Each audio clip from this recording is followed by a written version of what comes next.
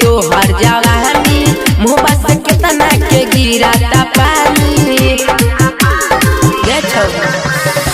छौरी जे देखी के त्योहार जवानी देखी के मुँह से गिराता पानी।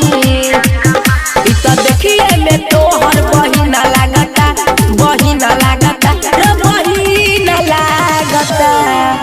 ई छौरी के ढोरी गहिरा लागता हई छौरी के ढोरी गहिरा लागता ई सबरती के ढोरी गहिरा लागता।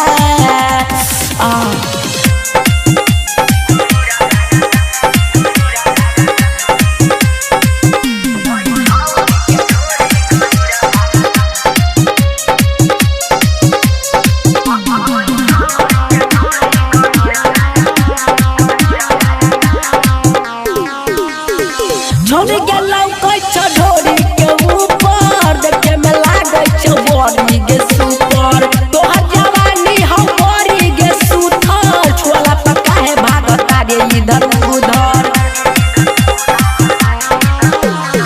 छोड़ गेलौ कछ ढोरी के ऊपर देखे में लागे छ बॉडी के सुपर। तोहर जवानी हम बड़ी गे सुथर छोला पका है भागता रे इधर उधर।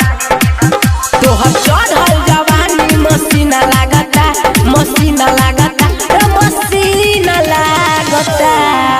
हई छौरी के ढोरी गहिरा लागता ई सबरती के ढोरी गहिरा लागता ई सबरती के ढोरी गहिरा लागता।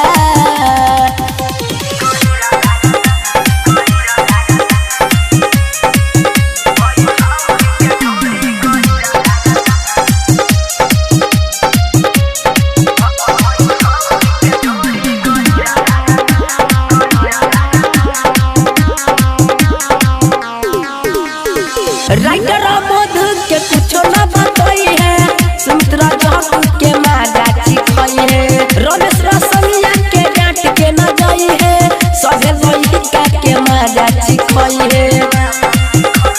अरे छोरी बुझले राइटर मधु के कुछ न बताई है सुमित्रा जहक के मारा चिखई है रमेश रसमिया के डांट के न जाई है सभे लइका के मारा चिखई है।